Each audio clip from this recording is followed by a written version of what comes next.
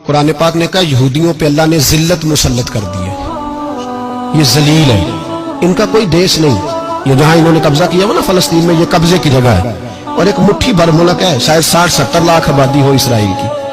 اگر امریکہ اس کی مدد نہ کرے تو اسرائیل قائم نہیں رہ سکتا، اور اس کے گرد 12-14 اسلامی ملک ہیں۔ بیت المقدس مسجد اقصیٰ معمولی جگہ نہیں، حضور نے فرمایا 3 سفر کرو تو سمجھنا ہم عبادت کر رہے ہیں۔ کون کون سے؟ فرمایا اگر بیت اللہ جاؤ تو عبادت سمجھ کے جانا، مسجد نبوی کی طرف جاؤ تو عبادت ہے، اور مسجد اقصیٰ کی طرف جاؤ تو یہ بھی عبادت ہے۔ اور فرمایا مسجد اقصیٰ میں جس نے ایک نماز پڑھی اسے 25,000 نمازوں کا ثواب ملے گا۔ یہ وہ مسجد ہے جس کے ساتھ معراج شریف جڑا ہوا ہے۔ قرآن پاک نے کہا کہ اس مسجد میں سبحان اللہ اسریٰ بعبدہ لیلا من المسجد الحرام الی المسجد الاقصیٰ۔ مسلمانوں، قرآن کہتا ہے کہ تمہارے معراج کی شان رسول پاک کی مسجد اقصیٰ سے جڑی ہے۔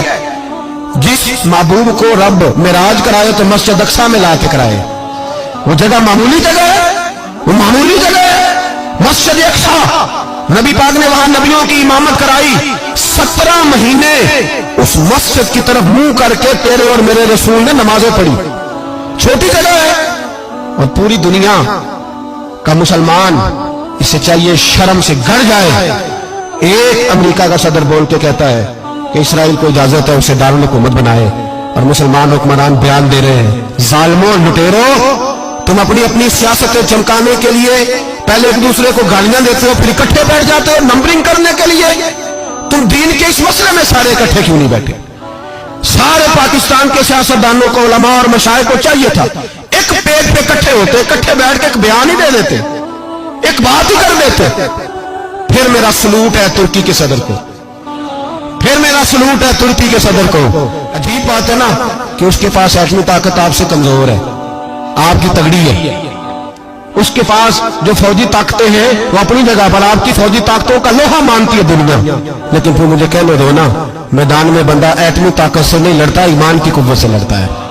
وہ بول اٹھا ہے نا، کیا کر لیا اس نے اپنی پارلیمنٹ سے خطاب کیا ہے۔ اس نے بہت عرصہ پہلے کہا تھا مسجد اقصیٰ میری خواب میں آئی تھی، اور رو کے کہتی تھی آئے مجھے کوئی صلاح الدین ایوبی کا ماننے والا، کوئی آئے مجھے بچائے۔ کہتے میری خواب میں آئی تھی اور روتی تھی، کہتی تھی کوئی آئے۔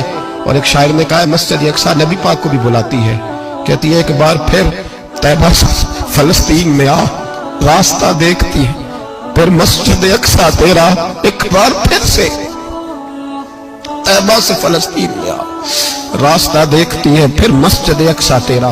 کوئی بول رہا ہے نہیں اتنا مقدس مقام، چھوٹے چھوٹے بیان، اور کہیں اکٹھے ہو جاؤ، پیش کوئی کر رہا ہوں بڑی جلدی اس امریکہ کو لوگ ٹوٹتا ہوا دیکھیں گے، اس سے بکھرتا ہوا دیکھیں گے، اس سے لرزتا ہوا دیکھیں گے، اس لیے کہ مقابلے رب رسول سے اتنے آسان نہیں۔